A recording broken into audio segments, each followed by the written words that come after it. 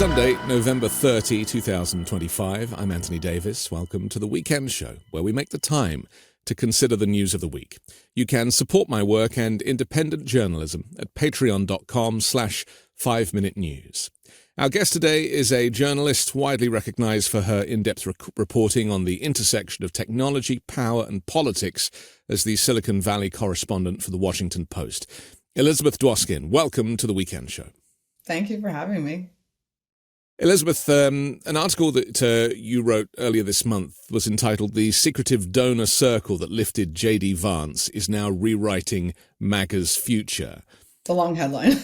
It's a great headline. I mean, and it tells us kind of where this conversation is going to go, and that is that there's obviously a lot of talk at the moment about Donald Trump's frailty, both mentally and physically. I mean, he's literally rotting from the inside out before the cameras. And while some people are celebrating that, if Donald Trump was compromised to the extent that he wasn't able to president anymore, that's not the end of the MAGA movement, is it? If anything, it might be the start, the touch paper being lit for a whole new chapter of this far-right Christian nationalist movement. Is that how you see it? The story was my attempt to create a portrait of one of the most powerful political networks in America that is barely known. I mean, if you compare it to donor networks like the Koch brothers and their influence on politics, that has been well covered. But the network that was started by the man that I profiled, whose name is Chris Buzzkirk, is just it's very little known. And yet it is the movement that in some ways it's lifting J.D. Vance. It's going to be responsible in many ways for for architecting his political future. It's the reason that the tech right, the tech billionaires have moved to the right and had a place to put both their money and their energies. And so this fusion that we see now between like MAGA populism and billionaires, which it's very poorly understood. I wrote this story to explain that. How does that work? And then how does that carry the movement forward if and when Trump is no longer the standard bearer for the movement? So this Rockbridge Network that you write about, with these characters such as Peter Thiel and Chris Buzzkirk behind it, how far ahead of Trump's re-election was this set up? How long have they been planning this stuff for, and how involved were they in getting him elected earlier last year? So it's a really fascinating story, was an untold story until I wrote my piece, which is always really exciting for a reporter to be really telling a first draft of what I would say is a big and untold chapter in our political history right now. So this group actually started in 2019, and the seeds of it were planted in the 2016 election. You had Peter Thiel, at the time, Silicon Valley billionaire, who famously invested in Facebook and Palantir. He was the first investor in Facebook, one of the co-founders of Palantir. Of PayPal as well, right? Going back. PayPal, the PayPal with Elon mafia. Musk, right? I mean, Thiel, whether you agree with him or disagree with him politically, there's no one I know in Silicon Valley who doesn't think that he's one of the best spotters of talent that the industry has ever produced. And he's spotted not just generational tech talent like Mark Zuckerberg or Sam Altman, but he's also picked political talent. And so about a year and a half ago, I wrote a piece about how he anointed, and I put the word anointed in the headline, how he had really anointed J.D. Vance. J.D. Vance is also someone he picked. Around the 2016 election, you have two things going on. You have Trump running for the first time for the presidency. And at the time, even the small Silicon Valley is very liberal, but the right in Silicon Valley, the small, powerful right, kind of led by Peter Thiel in many ways, they didn't really know who to support. And then Peter Thiel comes out really strongly for Trump, and he gets attacked like left and right. Now, what he does this very publicly. He donates $1 million. He speaks at the RNC. What's also happening behind the scenes is that he hired J.D. Vance, who at the time was just a Yale Law School graduate, who was had a very inexperienced career. And basically Vance had heard Thiel speak at Yale, got inspired by the speech, and reached out to him. And someone I spoke to at the time said there was this feeling, even then, this is before he publishes Hillbilly Elegy. So it's before he publishes this bestseller and J.D. Vance becomes a well-known person. Before that's happening, Peter Thiel had spoke to him, got to know him, And as one of his colleagues, and who told me at the time, had this feeling of we need to, quote, find a place for him in the network. And in Thiel's world, it's often referred to by the people in that world as the network. So they knew they were going to find a place for him. And he goes and he works for one of Thiel's funds. And Thiel basically finds Vance a job. And so Thiel is shepherding Vance through Silicon Valley as sort of this budding investor. And he's also started to write his book, Hillbilly Elegy, comes out in 2016, just before the 2016 election. And the book is about, it's about the working class. So you have this conversation in America about working class alienation, the working class in America moving to the right. You have these very wealthy people in Silicon Valley who are actually, for them, Trump's win was a big awakening. And you have this actual conversation in Silicon Valley among the people who are building AI and actually trying to like they're having dinner parties where they're like, what if there's no jobs in 10 years and that's our responsibility? What do we do with the working class? And there's this conversation about basic income, the universal basic income. Should we support that? There's this whole conversation going on among the tech titans and wealthy people in tech about if there's no jobs in the future and we're exacerbating this political rage, how responsible should we be for it and what should we do about it? And JD Vance is at those dinner parties in some of those conversations. Thiel held dinner parties to introduce Vance to people. So one of the people that Thiel introduced Vance to was this, not a guy in tech, but this very random businessman in Arizona named Chris Buzzkirk. Sorry for my long wind up, but I actually think the history is very interesting. I hope you do too. 100%. So did they want Vance because he kind of had this poor upbringing and he would be able to maybe connect with the types of working people that maybe the elite didn't really know much about? Yeah, it was almost like he was this passport, this translator. I think someone at the time who went to one of the dinner parties described it to me as like he was this translator of this world that these people in Silicon Valley and these really wealthy people didn't understand. And it was very clear to them, as it was clear to almost everyone around JD Vance, that he was going to have a political future. If you talk to people that now who are friends, they'll say, we didn't know if he was going to run. The relationship had nothing to do with politics. And I think that's all true for some people. But I think there was a feeling, and I'm not in Thiel's mind here, but I think there was a feeling, as there was in all the circles Vance hung out in, that this guy could have a political future. And so this is 2016. It's before JD has ever run. Thiel has recently become friendly with this Arizona businessman named Chris Buzzkirk. Chris Buzzkirk has nothing to do with tech. And I love writing about these figures that are very powerful, but I would call tech adjacent. Buzzkirk becomes friends with Thiel because they're both involved in supporting Trump. Buzzkirk is a guy who made a fair amount of money in the insurance business in Arizona. He's from Scottsdale. His family had this like mom and pop insurance company, which he basically built into multiple companies. Around this time, he was stepping back from those companies, sold off some of the companies, and was looking to, as he told me, and I don't believe he's given an interview to the mainstream media before, but as he told me, he was looking to, quote, become more effective. He often uses that word, become more effective. And so they became friends. Thiel started giving him some money to start early political PACs and activism, which he had never done before, and then introduces him to Vance. And basically, over a year and a half, Thiel introduces Buzzkirk to Vance, and basically they start having these conversations about the future of the right. And remember, it's worth remembering, J.D. Vance was not a Trump supporter at the time. In fact, He was a never Trumper at the time. But Thiel, and an atheist as well. Yeah, but Thiel, later he converted to Catholicism. Yeah. And Thiel is a devout Christian and a Christian nationalist.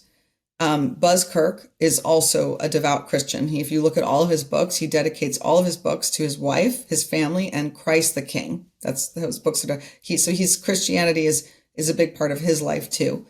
I don't know if he and Thiel, if they had bonded in their relationship about religion, but certainly they bonded about politics. Buzzkirk and Vance become good friends. And in 2019, you have the seminal moment, which I opened up my story with this scene, which is there's this little nothing town called Rockbridge, Ohio, very rural part of Ohio. And basically Thiel, Buzzkirk, J.D. Vance, Tucker Carlson, the economist Orrin Cass, and a number of Rebecca Mercer, who was a big donor. The Mercers were huge Trump donors. They rented out these bungalows in this nothing town, in 100-person town in Rockbridge, Ohio. And they wanted to talk about the future of the MAGA movement after Trump. And this is 2019. So we're heading into the 2020 election at this point. And some of these groups, some of these people were avid Trump supporters, but some of them were thinking Trump may not win. You know, some of them were disappointed. Like Thiel himself at the time was actually quite disappointed in the outcome of the first Trump administration. And so they're having these conversations. Blake Masters, who later ran for Senate in Arizona, who was a protege of Thiel as well, he was there for that weekend. So they're having this conversation about how do we create, it was two questions that they were looking at when they asked, what is MAGA? What role could we play in MAGA after Trump?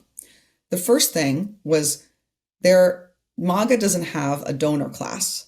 It doesn't have a Koch brothers. You know, the Koch brothers were very against protectionist trade policies. They're all about free trade. Their organizations, Americans for Prosperity, it's free trade is a huge plank of their politics. And so is the Heritage Foundation, as I understand it. They also offer free trade.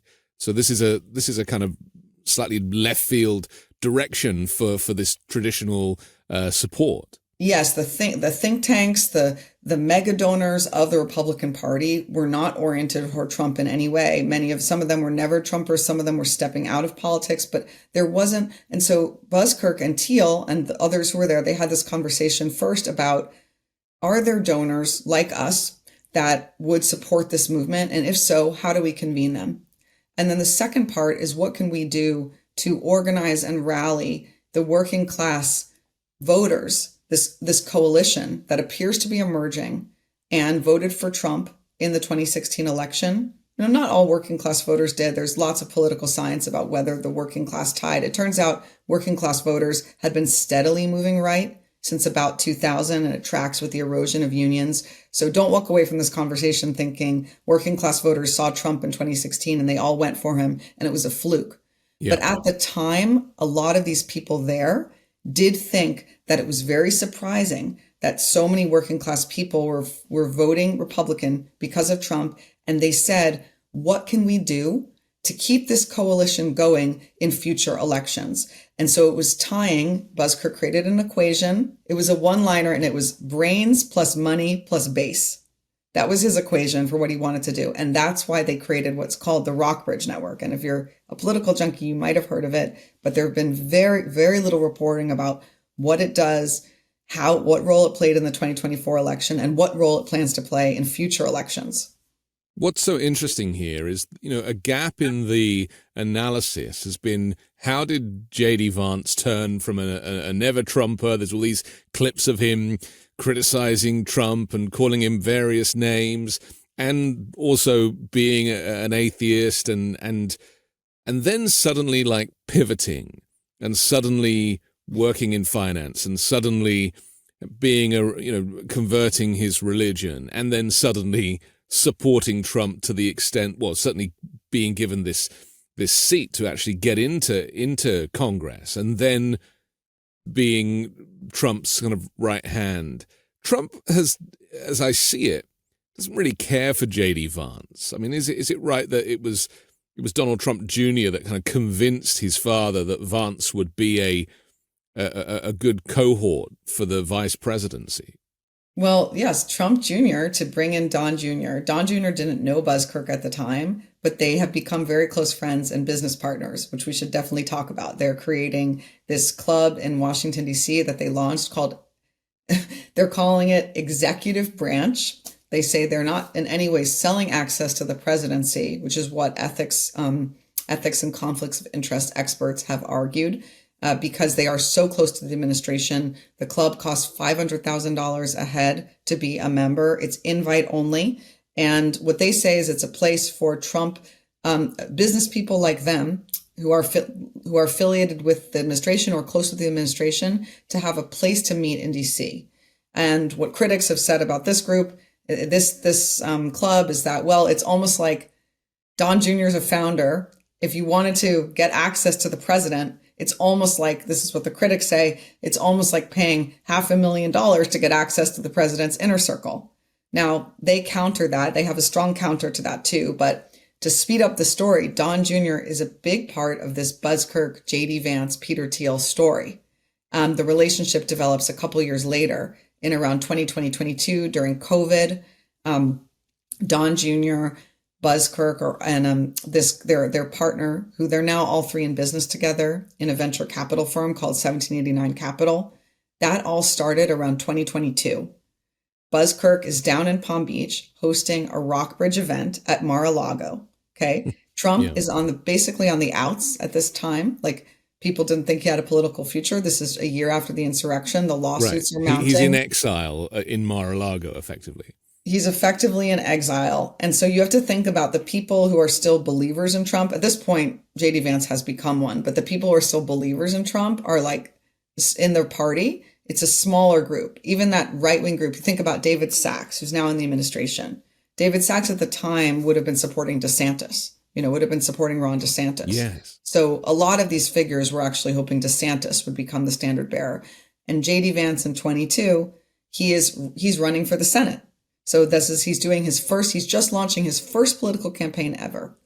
And a friend of his named Omin Malik, a donor who used to be a Democrat, a Wall Street guy, basically turns against the Democratic Party during COVID, moves down to Florida, buys a place in Palm Beach, and decides, okay, I'm going to host a fundraiser for Vance in Palm Beach, 2022. So he invites, and Omid is good friends with Don Jr. So he invites Don Jr., J.D. Vance is down there. Blake Masters is down there. They did a fundraiser for him too. He was running at the same time, and Buzzkirk was also backing his super PAC and Buzzkirk. And the way the story was described to me was there was this week in 2022 where they came down both for this Rockbridge conference at Mar-a-Lago and for the fundraiser that Omid was throwing. And they all became like friends. Like, it was this bonding week for them. And what comes out of that week, it's like, okay, it's just a story, but what comes out of the week is like these fascinating it has fascinating political ramifications for the country, because then you have Omid, Don Jr., and Buzzkirk going into business together, creating 1789 Capital. I don't know if you want to chat about 1789 Capital, but we can go there. Well, it's always interesting how they drop little clues as to kind of where their thinking is. And in the case of choosing historical dates and things like that to kind of back up their politics. Just briefly, let's talk about these kind of businesses such as 1789 Capital, whereby it's almost like a storefront with not much behind it. Even though they're trading and making huge sums of money, that's not necessarily the reason for this partnership. Before we go there, I should answer your question, which is this weekend in 2022 is when Don Jr. essentially becomes friendly with J.D. Vance. And they become friendly, and that friendship develops. And then Don Jr. becomes one of the people advocating for his father 2 years later to pick J.D. Vance as VP. It was also David Sachs was also a big advocate, Elon Musk. But those people came later. Like I said, those people weren't supporting Trump. Sure. But the friendship between Don Jr. and Vance is starting at that time. And then to your question was about, tell me again, it was about 1789 Capital, the way that they almost have these kind of cover businesses to enable them to kind of come together and work. The front kind of looks like it's a finance company, but behind the scenes there's an awful lot of politics going on. So it's an interesting venture capital firm. None of those people who started it, Buzzkirk, as I told you, his background was insurance, Omid, whose background was on Wall Street, they weren't strong venture. And then in after Trump won, we'll get there, Don Jr. himself joins as a partner in the firm. But Don Jr. had been in business with Malik, Omid, doing SPACs as well. Like, they did a company together called Grab a Gun, which is like an online gun marketplace. So they start this fund together they call it 1789 Capital, named after the year that the Bill of Rights is proposed. And their early thesis is like to create what they were calling the anti-woke economy. So this is a moment when, after George Floyd, you have a lot of American businesses basically committing to DEI principles, committing to ESG principles. And they were basically like, screw that. that's screwing a lot of companies, coal companies, for example, or companies that don't want to, in their minds, buy into this. And so they wanted to fund companies that they said were being left out. They were like, if you ask them, what they'll say is, the left did this to us. The left came for corporate America. Corporate America shouldn't have been involved in these types of politics. Because corporate America became involved in these politics, we then had to create a counter movement, a counter business movement. So it's a movement that unites politics and business and say, we're going to fund companies that are left out of this woke economy, that they believe the economy is becoming woke. Another example they use a lot is ESG funds. So you have, funds, which essentially they say, like, we will not invest in coal companies or companies that do oil and gas. We're going to create more like green energy funds. Like, they're totally against that. And then they also invested in some funds that are just some companies that are just really political in their nature, like Rumble. It's a right-wing news outlet. They were early investors in Rumble. They were early investors in this grab a gun marketplace. They were invested in what people call like the steroids Olympics. It's an Olympic Games that they're trying to create. It almost could be in some ways like a parody of a libertarian investment, right? Because it's an Olympic Games where the athletes can take performance drugs, yes, performance enhancing drugs. So it's like a parallel Olympics. So there's political principles behind these investments. And some of them are also tied to people that they know politically as well. It's very interesting just to kind of pause for a second and reset, because whilst all this is going on behind the scenes in far right and Christian nationalist and MAGA politics, on the left, there doesn't seem to be anything like the amount of effort that goes into trying to kind of plot the future of the country. It's almost, and I suppose this is why there was so much criticism of Joe Biden taking his time to decide if he was going to run again and then stepping down too late, and Kamala Harris not having enough time to run her campaign.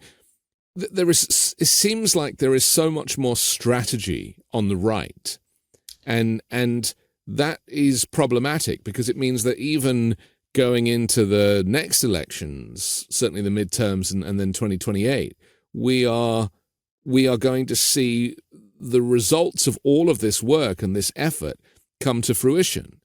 And meanwhile, the Democrats are still arguing as to who's in charge. And so that is problematic for the country, isn't it? That there are a lot of brains, evil geniuses in many cases, who are desperate to keep America on this far-right track. It's funny that you say this as, being at the Post, we are politically neutral. We don't step in with political opinions. But what I'll say from my reporting is that you have people, the whole reason that Chris Buzzkirk created the Rockbridge Network was because he felt that the left was better organized. And perhaps at the time it was, particularly around the working class. They had you think Obama was a community organizer. He did get out the vote. You have immigrant rights groups that did get out the vote. You have historically organized labor, which is weakened, but did get out the vote. So you have... But that's people rather than these kind of powerful figures. And we're seeing that now with like the Mamdani movement, that it's actually people power that seem to be pushing back. But on the right, it's more coming from these operators, these very wealthy operators. And the right is having had a fissure too, because you have kind of everyone either jump on the Trump bandwagon or you have no influence. So even the Koch brothers, in some ways, their groups have actually found ways to align with the Trump administration in recent months, even though historically it's been a very prickly relationship.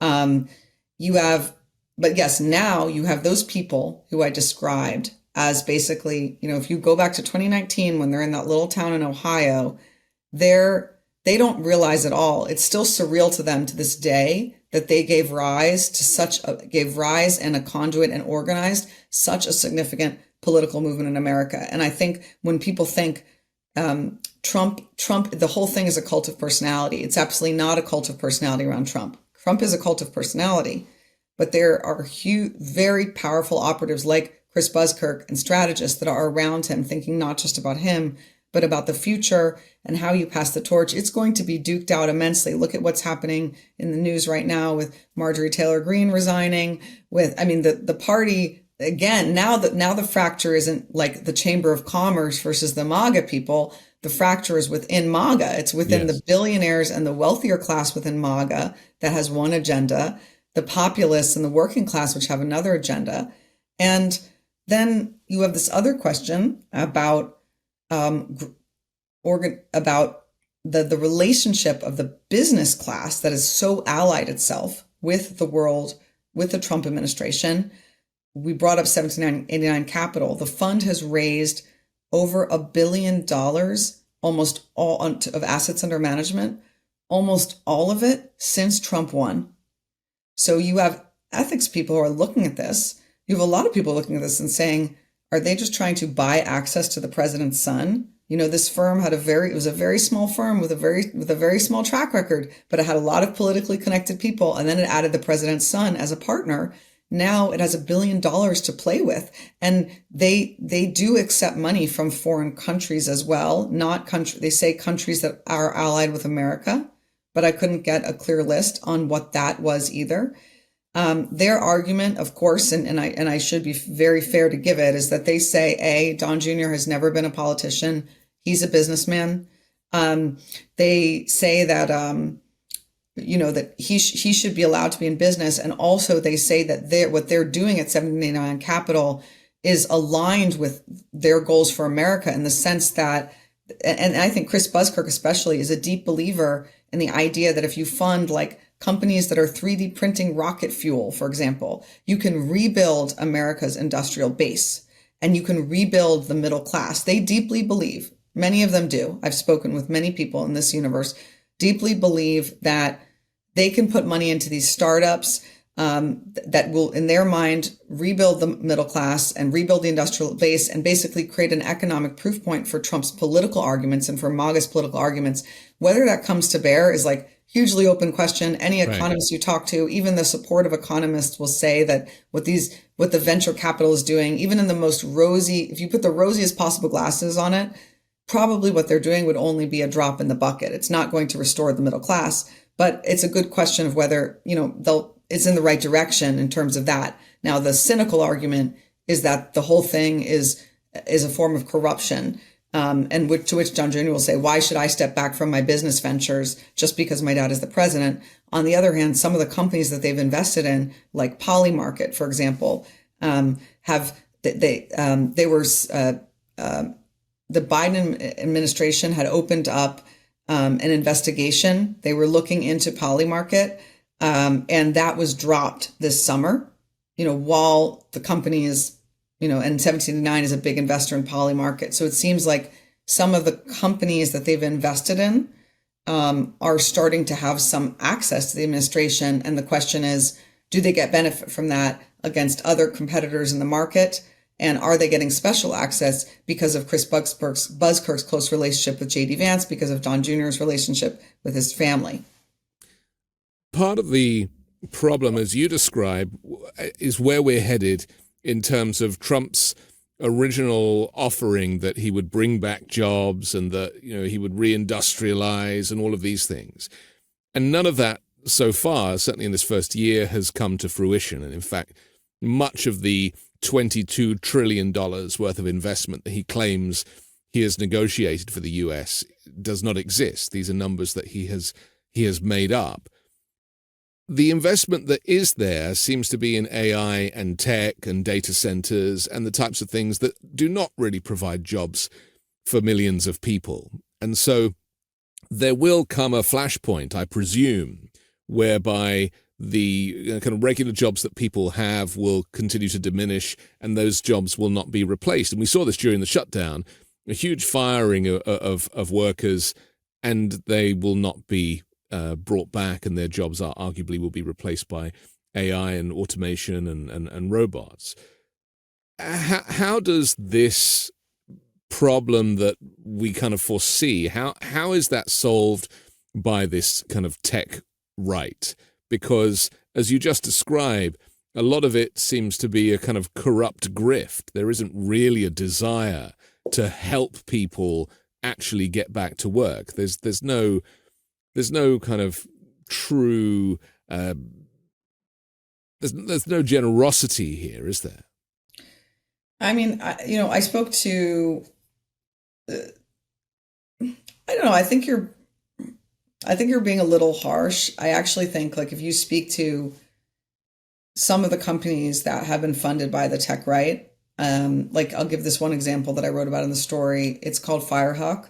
It's a company that 3D prints rocket fuel. Rocket fuel, by the way, is solid. We think of fuel as a liquid. Yeah. Rocket fuel is actually a solid, and you have to like bury it in the ground. And then when the missiles need it, you take it out of the ground, and you put it in the rocket, the missile, and you shoot the missile.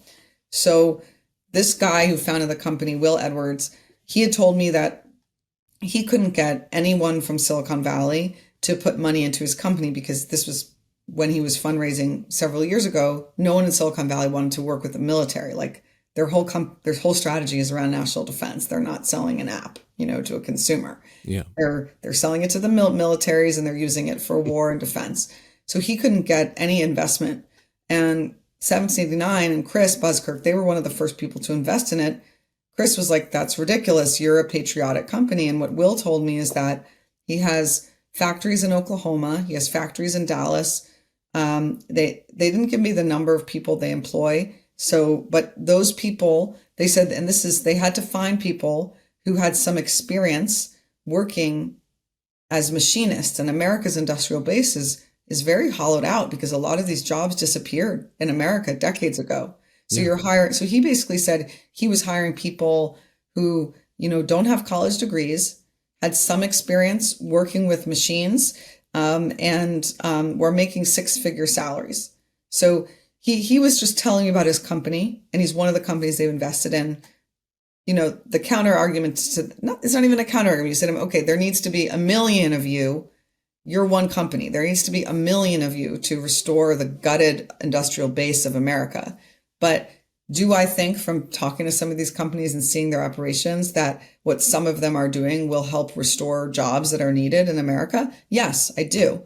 And do I believe that Will was turned down by Silicon Valley and couldn't get investment back in 2019 when Google had a major contract with the military Project Maven that it had to basically pull out of because its employees disagreed with that so much?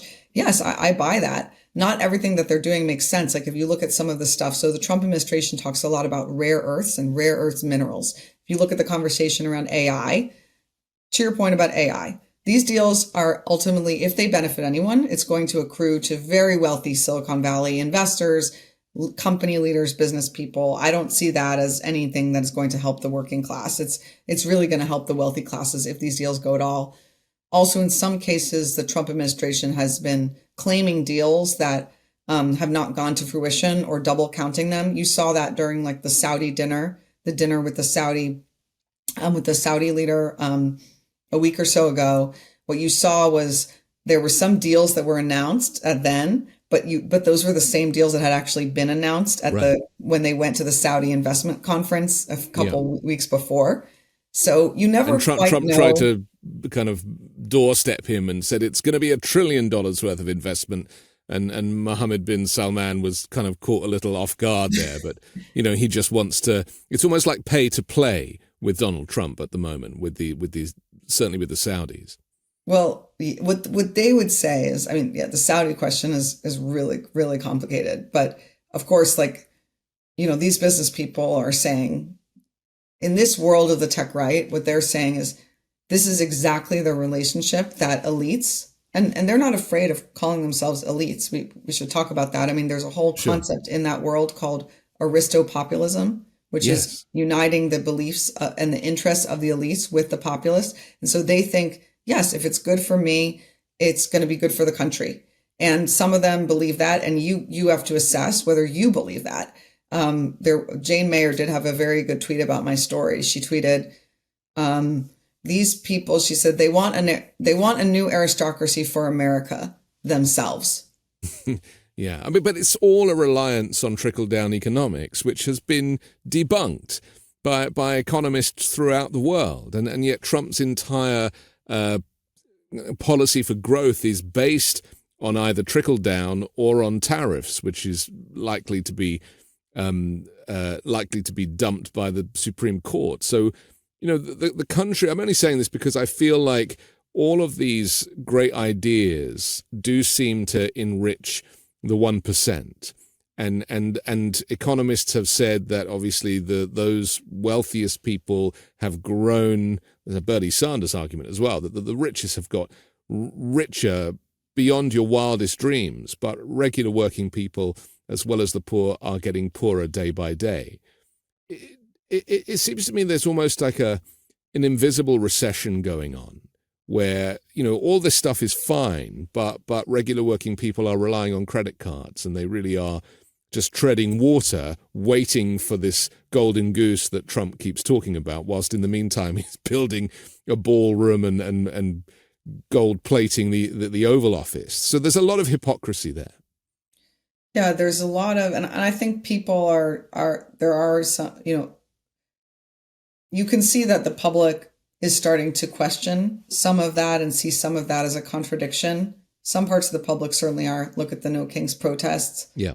I read the other week a really interesting piece by an economist who said that actually poverty in America and lower income should be defined as below $100,000 a year, earning $100,000 a year, not as it's defined now for a family earning about $31,000 a year, which is how it's defined since the 60s. That's been they've circulated this definition of lower income based on if a family's income is 3 times their cost for food.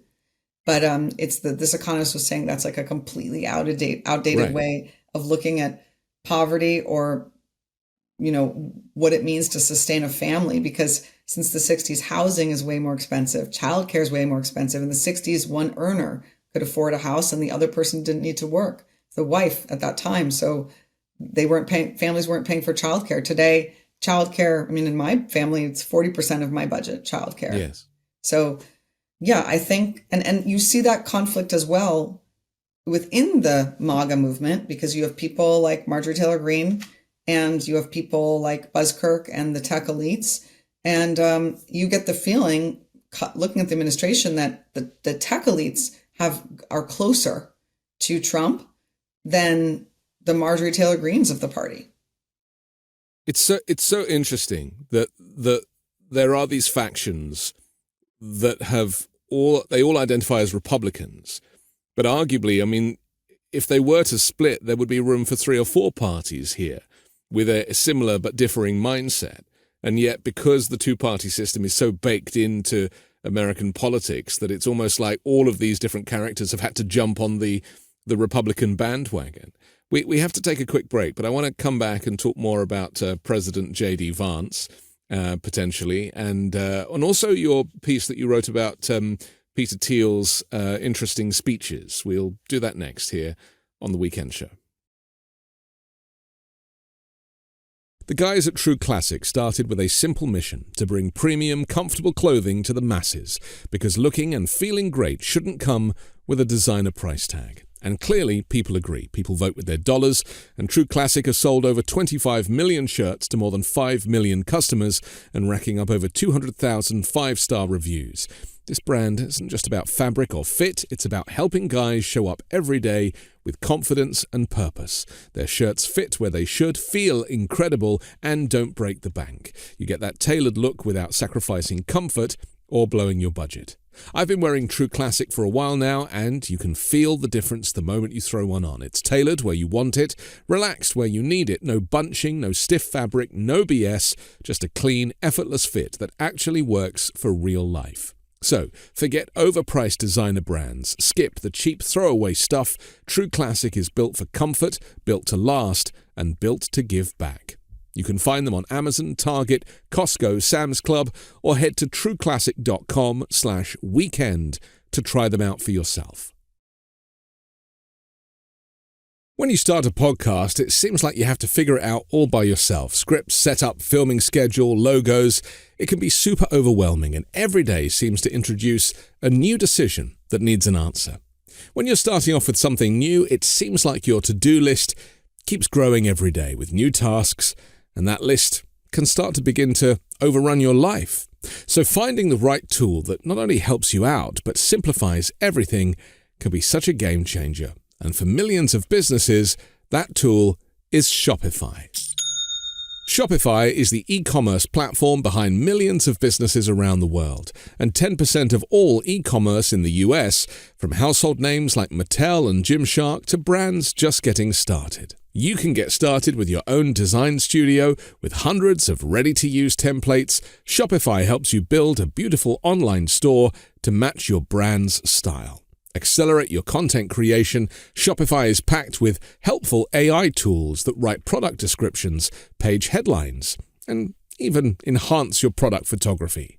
Get the word out like you have a marketing team behind you. Easily create email and social media campaigns wherever your customers are scrolling or strolling.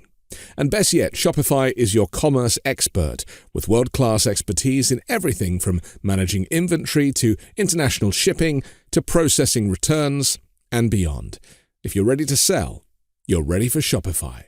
Turn your big business idea into with Shopify on your side. Sign up for your $1 per month trial and start selling today at shopify.com/weekend. Go to shopify.com/weekend. Shopify.com/weekend. We're back on the Weekend Show with Elizabeth Dwoskin. I'm Anthony Davis.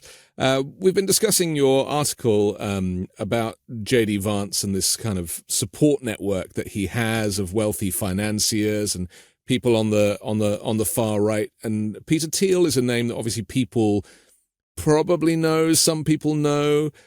Palantir is a word that you mentioned. Maybe we should talk about what that is, because we've heard more and more about how Palantir is offering surveillance services to not just the US government, but even the UK government, as far as I understand it, and much of the rest of the world now. Mining Israel also. And Israel, yes, and mining data. And so this is why, there is this worry. We've heard that the Trump regime is bringing together the data that you have in Social Security and your health care and IRS and basically putting it all into one place, which is something that's never happened before. And I think that might be a little overblown. Oh, good. Well, that's nice to know. Tell me why. So that was flicked at not in the Washington Post, but in the New York Times. When I did my own reporting on it and did my own stories on it, I found that there isn't this effort to create this one big master database. It might have been a conversation, like there's a lot of conversations in the Trump administration, but if you have to think about how much information, it's like you can't even comprehend how much information the government has, and it's siloed by design in many different agencies, and even within those agencies, it's very siloed. Some of that is because the government's using old technology and could be doing it better. Like the Doge people say, well, there's a lot of truth to that too. Doge isn't the only one who said it, but there's another piece of that where it's like it's by design so that for privacy, particularly in agencies like Social Security Administration, which Palantir works with very closely. Mm-hmm. So what I found was that if there was an effort to create a grand database, it would be such a big technical effort that we would have heard about it from a lot of other sources. What we do know is that they have made various attempts to combine data. The one that is known is that there's combining data with immigration and Social Security, and immigration and the IRS. And so what they're looking for undocumented immigrants, and they're using data which historically was never shared between agencies to, what I understand, to search records to see if they can cross-reference records in their quest to hunt down more undocumented immigrants in the country. And this has the facial recognition software baked into it as well, because we've now seen the ICE people shoving their phones in people's faces to see if they can get a recognition that is connected somehow to the IDing that was done when they entered the country or not. So obviously, people who are undocumented are very nervous about this stuff, but it's nice to know that you think that they're not quite as far ahead with that as we have been told. Let's talk though about some of the characters behind this. Peter Thiel, you wrote a piece about some of the lectures. I've actually watched plenty of Peter Thiel lectures, and they are quite shocking. You wrote a piece inside billionaire Peter Thiel's private lectures, warnings of the Antichrist and U.S. destruction. He does have a very kind of doomsday religious thinking that when I've heard him interviewed about it and talking about it, it seems to be at odds with this desire to kind of go down the tech road and take over the world with technology. He also wants to do away with the human race when I've heard him speaking privately. So what is this guy's politics, and how is that opinion shared, or how much is it shared by some of the other characters that you've mentioned in his orbit? Well, I think Peter Thiel, and by the way, I have to say to your point about surveillance, I do think one of the biggest stories that's going to come out of the Trump administration, tech stories, will be the story about how technology that was being used to upscale this immigration enforcement push, how it became used on all of us, like how the surveillance state grew because of this push to find undocumented immigrants. I think that will be one of the bigger stories that emerges. All I was saying is I don't think it's all the information of the government in one grand database made by Palantir, which is sort of like the perfect conspiracy theory. And I don't think that's how it works. That said, is Palantir getting tons of business from the government, new business since the Trump administration came into power? Yes. Yeah. Do they have lots of people advocating for themselves for the company within that administration? Yes. Was Doge using them? Yes. Were there efforts to combine data? Yes. But maybe not the grand conspiracy theory, but definitely something to look at very closely on Thiel, and we will be, and we are on Thiel. Thiel, if you talk to people who are around Thiel, they'll tell you that he's the biggest pessimist of all of them, which is unbelievable considering his success and considering that the whole ethos of this world is around building the future. And certainly he wants to build the future. But he's not a utopian. He's, his friends call him a pessimist. He has a dark worldview. And I think it came out very much in these Antichrist lectures. Now, you got to step back and say, this was an interesting scoop for me to get. I had been with my colleagues, Natasha Tiku and Garrett DeVank. We did that together. And what was interesting is I had heard about these lectures happening at the Commonwealth Club. That's a big venue in San Francisco. I've moderated panels there. It's not like a secret billionaire cabal in Utah type of place. It's just central San Francisco spot. And I think one of the reasons, Thiel has always been a devout Christian, but he has never really led with his Christianity. As far as the people that I know who know him, have said, he doesn't lead with his Christianity. I don't think it's an accident that he's coming forward now. Whatever months are into the Trump administration, and even in light of the passing of Charlie Kirk, the murder of Charlie Kirk, you saw this huge show of Christian nationalism in America. In probably what commentators were saying, that's the biggest unification of Christian imagery and language in a public government setting with government officials uniting Christianity and government. And then you look at a figure like Thiel. The tech world is historically very secular and was not friendly to religion. And that's been shifting in the last 2-3 years quietly. And I think it's no accident also that with the emboldening of Christian nationalism in the national discourse, that someone like Thiel is more willing to take his private beliefs and turn them into a very public stance. The other thing to think about with Thiel is that he always has a hate list. He always has the people he hates and wants to take down. He's not on Twitter throwing meme bombs. He's not a flame throwing, person online. So he's more like the philosopher or the architect, and he's out there making lectures. But if you look at them, he's specifically calling for a call to arms against certain people. And that is very Peter Thiel. I remember watching him speak at a cryptocurrency conference in 2022. And he gets out, he always has he often has a slide presentation where he has actual images of people he hates. And at this crypto conference, he says, I want to read off to you my hate list, my personal hate list. And he's literally listing who people he thinks are the enemies of cryptocurrency that this audience should go after. He has done this in lectures around the world where he actually puts up these pictures of certain people. And in this case, he was very against the activist Greta Thunberg because she's been critical of AI. He was against the activist and writer Eliezer Yudkowsky, who is a prominent critic of the tech industry's approach to AI, what people might call AI doomerism.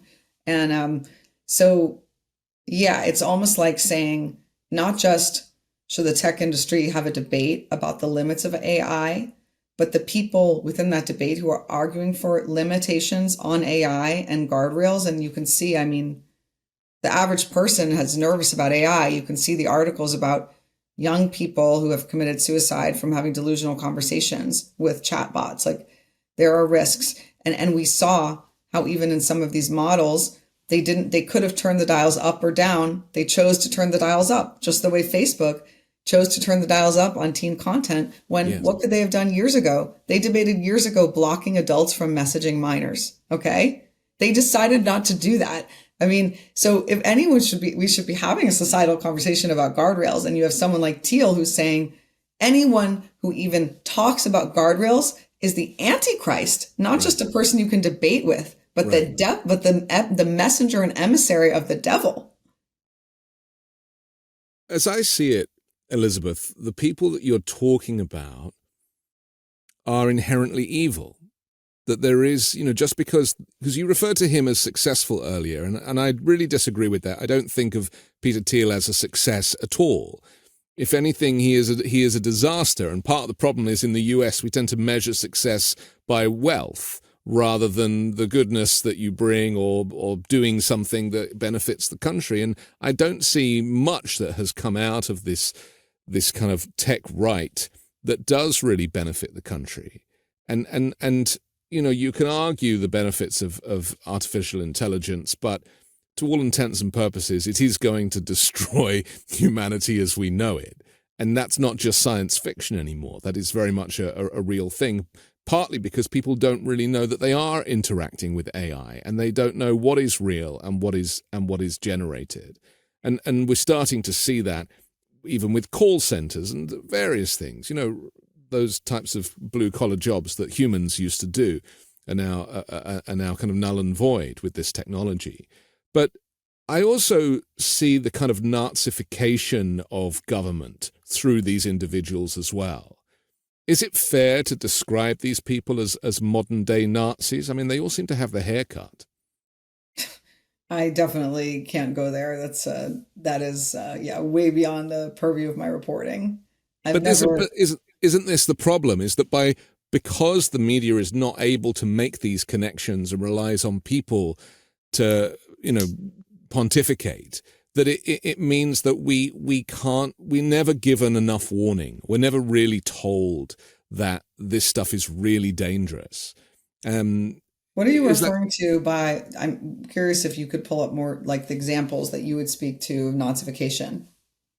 Well, we're seeing it the way we mentioned ICE, but we're seeing people abducted off the streets, and we're seeing as a result of the tragic shooting in DC this week, Trump has now said that he is going to ban all immigration from third world countries.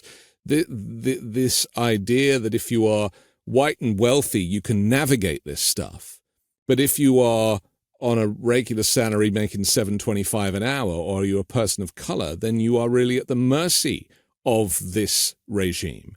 It has become very Nazified, and a lot of these individuals we've been discussing are very much part of this plan.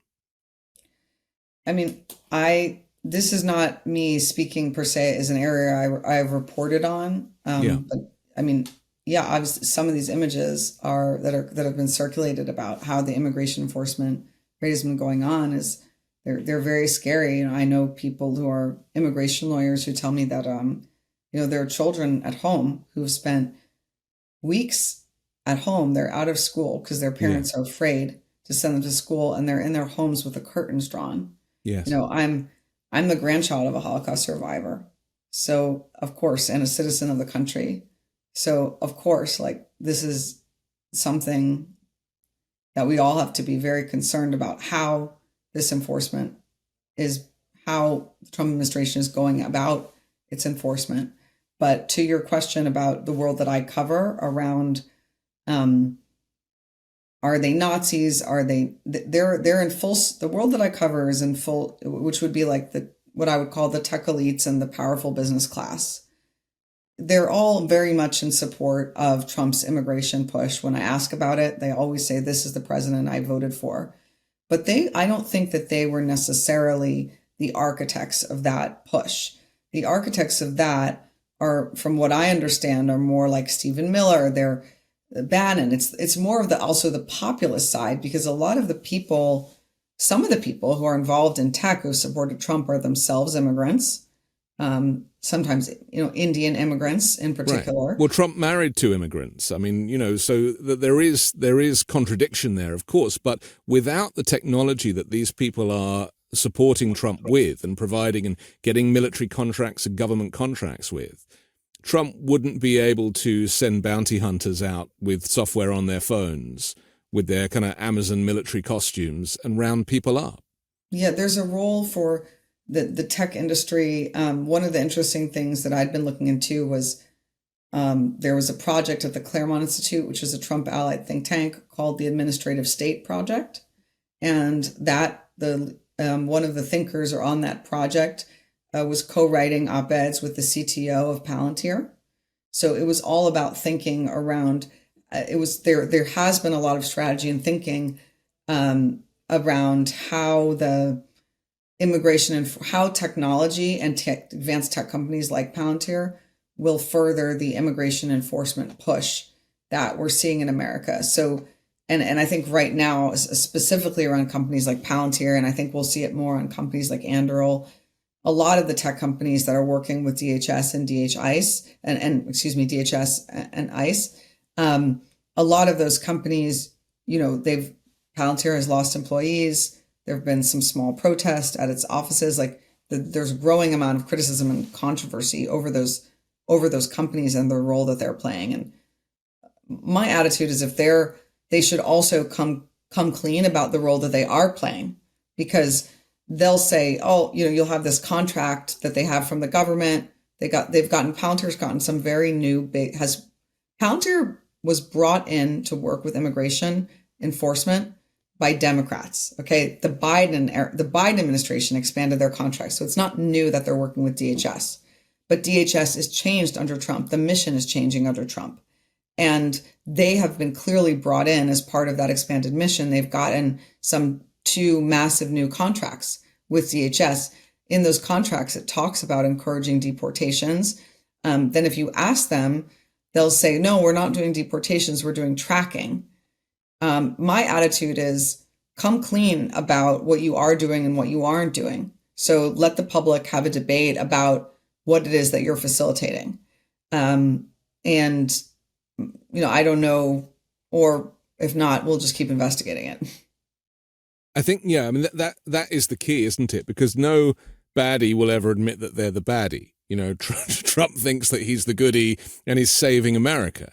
But in reality, this stuff goes back to Jim Crow and even earlier. There is still this kind of racism that is baked into all of the policy making. And my concern has always been that invariably people that report on these things are white and wealthy, and therefore they don't necessarily feel it in the same way that America is feeling it, which is not truly represented by the media. And so there is this kind of gap in the reporting of joining the dots to say that all of this work is inherently evil. And that's why I referenced Thiel's interviews and his lectures, because to me he sounds like an absolute madman. And we talk about him like, there is work here that he's doing and he did this and he's strategic and that. But the guy is nuts. And that is problematic, because a lot of these people that hold senior positions, unofficial, unelected positions, are very dangerous. Yeah, I mean, a lot. Look at Elon Musk and his deputy, Steve Davis. Steve Davis has never had a role in the government. Everyone I talk to says he still controls who gets hired right now. Right. He doesn't have a government position. But no, I'm not saying these are stuff. This stuff is huge cause for concern, and we're out there investigating it. So sometimes I can't speak or represent the whole mainstream media. What I can tell you Sure. is that I'm out there investigating it, and my role is these lectures were behind closed doors, and our work is showing them to the world. So you wouldn't be reading these lectures were not for our hard work, Yeah, and 100%. and you can interpret it. So I'm going to stand by the integrity of the work that we do and the exposure that we have. And I try to create the conversation. I've also tried to create a conversation, like a forum in my work. Like, I asked Chris Buzzkirk directly, what do you say to the people who are out there on the street protesting no kings, and say that you're ushering in a new generation of American oligarchs? Like, let's go there and let's have that conversation. His answer was revealing. He said, in every society, there's an elite. There's an extractive elite, and that's an oligarchy. And there's a productive elite, and a productive elite is called an aristocracy, not an oligarchy. Yeah. And that's what we are. And they're so proud of that. I mean, that's the other thing as well, isn't it? I mean, where I'm from, people try to separate themselves from the aristocracy because it in some way kind of tarnishes your storyline. But I suppose in the US, certainly under a republic, with no kings, now we see the very wealthy wanting to be elevated and put onto these into this kind of hierarchy on these wealthy pedestals. Let's just talk very quickly about Doge. It has quietly been disbanded, it seems. Elon Musk, we know, kind of stepped away from the administration, but Doge has kind of quietly been shut down. What do you think the thinking is behind that? Yeah, a few days ago, Scott Kapoor, one of the administration officials who comes from Silicon Valley, he said Doge doesn't exist, and he said Doge doesn't exist. It was interesting because a source just the week before had said the exact same thing to me. Literally, Doge doesn't exist. He said that it's basically been embedded and fused within the agencies, but you don't have this like central command coming from the White House. And what I've also heard from people who know Elon and talk to Elon is that Elon doesn't want to be, I don't know if the man knows. I've asked people, do you think he learned a lesson? And that's just not the way his mind works, or he doesn't have that kind of contrition bone in him. But he's no longer going to be like, sleeping overnight in the treasury with bringing a mattress. He's not going to be so deeply involved as he was before. And I think a lot of people within the Trump administration felt that they could have actually been more effective at dismantling the quote unquote administrative state. Like, they wanted to dismantle the administrative state and run so much of the administrative state with technology. They feel they could have been more effective at that if Elon hadn't been so public about everything he was doing. Like, he turned it into a show. The public became against it. Members of the administration, Scott Bessent is a friend of many people in the tech world. He and Elon do not get along. It's not a secret. He was not one of the people, as I understand. It's been reported that Sergio Gore was pushing back on Elon becoming closer to the White House again. But my understanding, it wasn't just Sergio Gore. It was other figures that Elon managed to alienate, like Bessent. And so you had this situation where you alienated members of the cabinet, where you caused a huge public outcry, and so you didn't complete your goals. And I think I look at the people that I know who want to do some of these things, have a vision of government as, they would have liked to cut more jobs than Trump or Elon were willing to do. Right. And they would have wanted to experiment even further with how you can use technological efficiencies to do work that is being done by government employees. That was all slowed down in some way by Musk being Musk. And so, yeah, I think what we make of it is that there are people who are very close to the government who are, and this is a good thought to part with, there are people who are close to the government who still have that mission, and I think will and are trying to effectuate it in quieter ways, less flashy ways. I think that Musk for the whole country was preoccupied with the story of Musk, including us as reporters in the beginning. But I was always saying, even a year ago, you have to look at the other people in Silicon Valley and the 1789 capitals. You have to look, while Musk is almost a sideshow to the real business that Silicon Valley has with government. Look at HHS, look at the Pentagon, look at how things are changing at the Pentagon. We haven't even talked about that, like terms of automation and the role of automation in American war fighting. That's going to be rapidly expanded under this Trump administration. So what I would say is Musk may not be as powerful, but Silicon Valley and the forces that both want to move technology into the government, in many cases, cut human labor and create more automation in everything from war to clinical trials, that's still moving forward. And they're rushing it, it seems, maybe because they know they need Trump as a figurehead so that, the world is distracted with Trump and his ridiculousness, whilst behind the scenes they are bringing about these types of policies and kind of getting these things ratified. That's my concern. Where does J.D. Vance just finally fit in? People are rushing it because they're concerned about the midterms.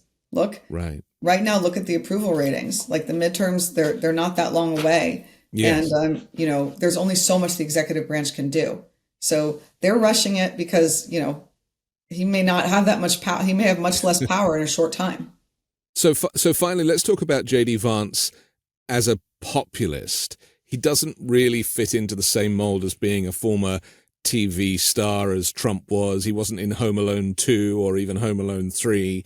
So he doesn't have that kind of connective tissue that people feel, or indeed the name recognition. Although saying that, I saw my first Vance 2028 car sticker 2 days ago. And that was quite unnerving, I have to tell you. Do you think that the people, whoever they may be, voting for Republicans are going to be drawn to Vance, with his face and his sarcasm and all of his annoying character traits? Does he have what Trump had in terms of that kind of horrendous star quality? I don't think that he has the charisma of Trump. And I think, the Republican Party is going to have a big contest in the next few years. What I do know is that Vance is the heir apparent. A lot of people very close to Trump and close to Don Jr. are definitely backing him. And Trump is, he's made it his mission as vice president. Like there was some good reporting in Newsweek from Dan Bush about how Trump calls Vance the athlete, and which is the idea of he's going the lengths for him. And this is what I hear from my sources too. He was looking at Kamala Harris and how she was given a very controversial mandate to fix immigration, and look where that ended up for her reputation. It didn't help her candidacy. So Vance doesn't want to make that same mistake and fall into that trap. Okay. I'm grateful to you for your reporting and for your expertise. Elizabeth Dwoskin, thank you for joining the Weekend Show. Thanks, Anthony. It was great to talk.